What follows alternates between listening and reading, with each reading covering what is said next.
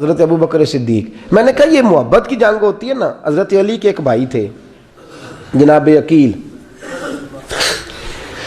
جناب عقیل وہ جب انہوں نے کلمہ پڑھا تو نبی پاک کے بڑا قریب رہنے لگے, اور میرے نبی کریم صلی اللہ علیہ وسلم بھی ان سے بڑا پیار کرتے. حضور فرماتے ہیں تیرا کلمہ پڑھنے کی مجھے ڈبل خوشی ہوئی ہے. یا رسول اللہ کس طرح؟ فرمایا ایک میرا تو صحابی بنا ہے, دوسرا تو میرا بھائی تھا مسلمان ہو گیا ہے. حضور بڑا پیار کرتے. اب یہ محبت جو ہوتی ہے نا, اس میں دوڑ بھی لگتی ہے اور یہ بری نہیں ہوتی, یہ دوڑ بڑی اچھی ہوتی ہے. حضرت عقیل اب قریب رہنے لگے. میں نے عرض کیا کہ نبی پاک اپنے ذاتی کام حضرت صدیق اکبر کو بتاتے تھے. گھوڑے کی تیاری کر, فلاں کام کرنا ہے, سیدہ فاطمہ کی شادی کرنی, ہر معاملے میں سیدنا صدیق اکبر پیش تھے. اب جب عقیل بن ابی طالب آئے تو حضور کا پیار تھا ان سے بھی. اب محبت کی جنگ چھڑ گئی. اب جناب عقیل کہتے ہیں میں کہنے لگا یار یہ کہیں پیچھے ہوتا ہی نہیں, ہر معاملے میں اسے پیچھے بٹھاؤ بھی تو آگے آ جاتا ہے. اس نے کیا کمال کر دیا ہے. کہتے ہیں آہستہ نا میں جوان تھا, ابھی نوجوانی کا عالم تھا, تو وہ خاص پہلو میں سمجھنے سے ابھی قاصر تھا. توجہ ہے آپ کی؟ کہتے ہیں ایک دن نا بڑی باتوں میں حضور فرماتے ابو بکر میرا گھوڑا تیار کرو, تو کہتے ہیں میں دوڑ کہتا تو چھوڑ میں کرتا ہوں. کہتے ہیں وہ چپ کر جاتے. جتنی جگہ وہ مجھ سے بن سکا میں نے روکا. حضرت صدیق اکبر بولے, کہتے ہیں ایک دن نا مسجد کی پہلی صف میں بیٹھا تھا. میں نے پچھلے جمعے بھی کہا تھا اگے ہو بوے جڑا پہلوں آئے, یہ حکم ہے نا حدیث میں, پہلے آئے اور آگے بیٹھ جائے. گدنے پھلانگنے سے منع کیا. کہتے ہیں ابو بکر صدیق, توجہ ہے آپ کی, ان کی عادت تھی کہ جمعے والے دن مسجد کی صفائی کرتے اور صفائی کر کے سب سے آگے بیٹھ جاتے. بات ذرا میں نے قریب ہو کے سن لی, پاس بیٹھ جاتے. عقیل بن ابی طالب کہتے ہیں میں بھی آیا سیدنا صدیق اکبر, اور مجھے کئی دنوں سے جلال تھا کہ یہ پیچھے ہوتا ہی نہیں. کہتے ہیں میں آیا تو حضرت ابو بکر آگے بیٹھے تھے, تو میں نہ جان بوجھ کے, بچہ تھا اور محبت تھی سرکار سے, ابو بکر سے بغض نہیں کوئی, خدا رہا اس بات کو ضرور ذہن میں رکھیں. فرماتے میں نے کہا ابو بکر اٹھ. مزے کی بات یہ ہے کہ جس مسجد میں صدیق اکبر بیٹھے ہیں اس کی جگہ بھی انہوں نے خرید کے دی ہے. مسجد نبوی کی زمین کی سب سے پہلی رقم حضرت ابو بکر صدیق نے ادا فرمائی. اٹھ. کہتے اٹھے, پیچھے چل. توجہ ہے آپ کی؟ آنکھ کے تو ویکھے کو کسی نے, پاویں ماڑا ہوئے تو پاویں تو چھوٹا بندہ آکھے تو پھر تو دی خیر ہی نہیں, عمر میں چھوٹا ہو یا مال میں. اٹھ چل پیچھے. اللہ اکبر. حضرت علی دیکھ رہے تھے. کہتے ہیں سیدنا صدیق اکبر اٹھے پچھلی صف میں, پھر اس سے پچھلی صف میں, پھر اس سے پچھلی صف میں, 7ویں صف میں پہنچ گئے اور وہاں ہاتھ باندھ دیے. کہنے لگے شہزادے اجازت دے تو یہاں بیٹھ جاؤں, تو رسول اللہ کا خاندان ہے, اجازت دے تو یہاں بیٹھ جاؤں. حضرت عقیل کہتے ہیں بیٹھ جاؤ. حضرت ابو بکر صدیق چپ کر کے پیچھے مل جائے وہی کافی ہے. 7ویں صف میں شہزادے یہاں بیٹھ جاؤں. میں بیٹھ جا. ہاں بیٹھ گئے. نماز جمعہ پڑھا, سب چلے گئے. حضرت علی حضور کی بارگاہ, یا رسول اللہ عقیل کو تو کچھ سمجھائے.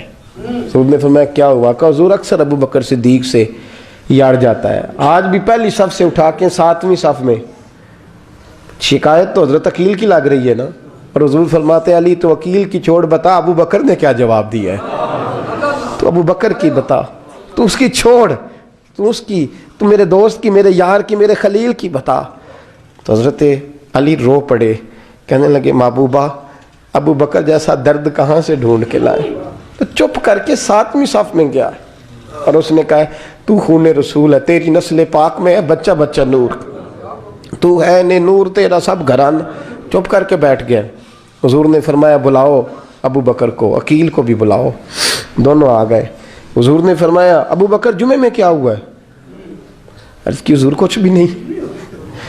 حضور نے فرمایا تجھے کسی نے صف سے اٹھایا؟ کہا نہیں یا رسول اللہ نہیں. آپ کو کس نے بتایا؟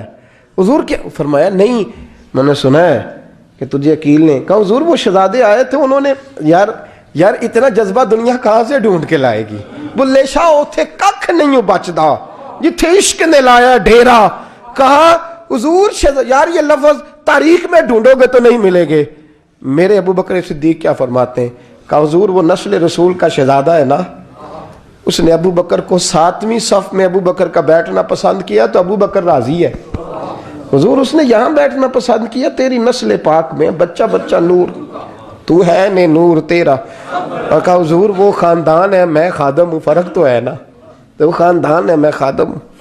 میرے رسول کریم صلی اللہ علیہ وسلم نے بلایا جناب عقیل کو، ڈانٹا نہیں، محبت فرمائی۔ سرکار نے فرمایا عقیل بیٹے بیٹھ جا، میں تجھے سمجھاؤں۔ پھر حضور نے بات چھیڑی، فرمایا تجھے پتہ ہے میرا ابو بکر کون ہے؟ عرض کی حضور میں، فرمایا نہیں سن، مکے میں سارا مکہ میرا دشمن تھا، یہ میری تنائیوں کا دوست تھا۔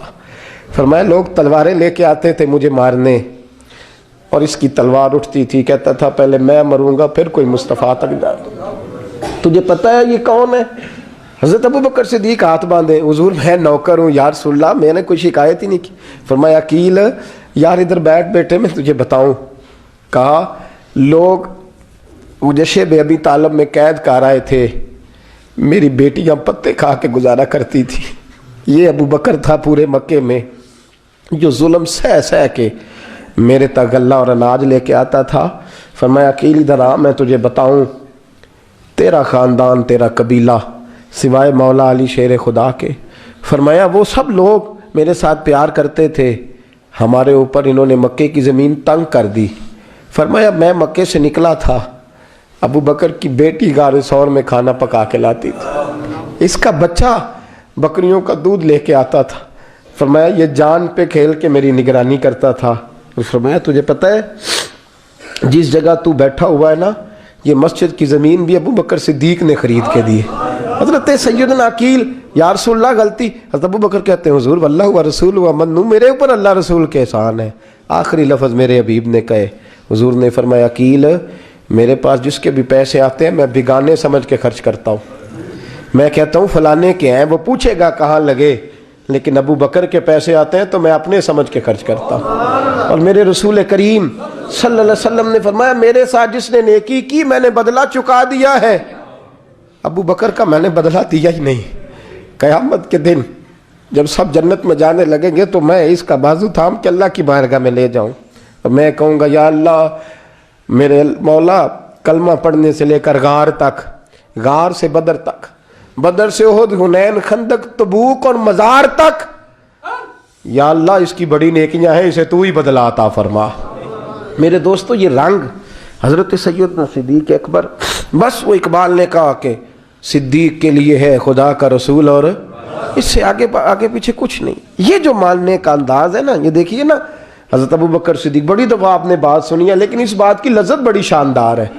حضرت عمر نے طبیب بلایا ہے ابو بکر کو دکھانے کے لیے ملک شام، پہلے مانتے نہیں تھے، مولا علی کی سفارش ڈالی، پھر دونوں لے کے آئے، سیدنا علی المرتضیٰ بیٹھے ہیں، حضرت عمر بیٹھے ہیں، کہتے ہیں طبیب کو چیک کرو، ملک شام کا بڑا ڈاکٹر ہے۔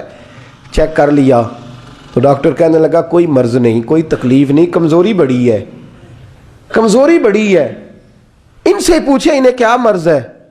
تو حضرت عمر کہنے لگے یار بول کیا مسئلہ ہے تجھے، کیوں اتنا کمزور، اتنا بیمار رہتا ہے، کیا پرابلم ہے، کیا مسئلہ ہے؟ تو حضرت ابو بکر صدیق نے آنکھیں کھولیں اور کہنے لگے عمر تو قسم اٹھا کے بتا، تجھے پتا نہیں مجھے کیا مسئلہ ہے؟ تو اٹھا نا قسم، جنہ دے دل بر جانی بچھڑن، کون روے پھر تھوڑا، سب روگاں دائی روگ محمد جس کا نام وچھوڑا۔ تجھے نہیں پتا تو بول، اگر خبر ہے تو پوچھتا کیوں ہے؟ میرے دوستو کمال دیکھو، مدینے میں آج بھی مصطفیٰ کو سلام کرو تو ساتھ ہی صدیق اکبر لیٹے ہوئے، ساتھ ہی لیٹے ہوئے مدینے میں۔ ابو بکر صدیق روز رات کو جا کے اس کے گھر کا کام کاج کر کے آتے۔ کام بتاؤں کیا تھا اس کا؟ جاگ رہے ہیں آپ لوگ؟ اس زمانے میں نا لوگ باتھ روم گھر میں بنا لیتے تھے، شاید پرانے لوگوں نے دیکھے ہوں، وہ اس کے اندر ہی پیشاب پخانہ رہتا تھا، وہ آتے تھے ملازم تو وہ اٹھا کے باہر پھینکا کرتے تھے۔ وہ بی بی گھر کے اندر پیشاب کرتی، نابینا ہے، وارث کوئی نہیں، ابو بکر صدیق آتے، امیر آدمی، اور اس کا وہ پخانہ پیشاب اٹھا کے باہر پھینک کے آتے، پھر اس کے گھڑے میں پانی بھر کے لاتے، پھر اس کے گھر میں جھاڑو دیتے، پھر اس بوڑھی عورت کو کھانا کھلاتے، پھر اس کو خرچہ دیتے، پھر اس کو کہتے کہ فلاں آدمی کی تیرے پڑوسی کی میں نے ڈیوٹی لگا دی ہے، ضرورت ہو تو اس کو کہہ دینا۔ بڑے زمانہ خدمت کی۔ ایک دن حضرت عمر فاروق اس بی بی کے دروازے پہ چلے گئے، دستک دی، اس نے کہا کون ہے دروازے؟ کہا میں عمر فاروق ہوں، عمر بن خطاب ہوں، پتہ چلا ہے آپ لوارث ہیں، میرا دل کرتا ہے میں آپ کے گھر کا کام کاج کر دیا کروں۔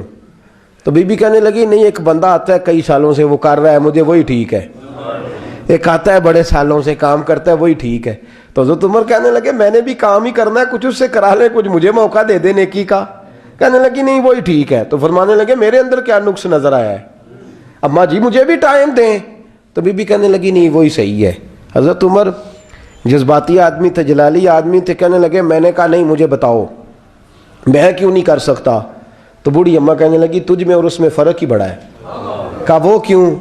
کہنے لگے اتنے سال ہو گئے اسے آتے ہوئے، اتنے سال، تو پہلے دن آیا ہے اور آتے کہہ رہا ہے میں عمر بن خطاب ہوں، اپنا نام بتا رہا ہے، سالوں ہو گئے میں روز پوچھتی ہوں تیرا نام کیا ہے، وہ بتاتا ہی نہیں۔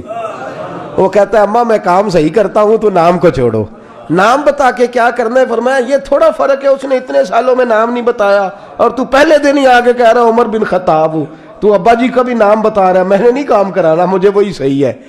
نام نہیں بتاتا، نوکری پوری کر جاتا ہے۔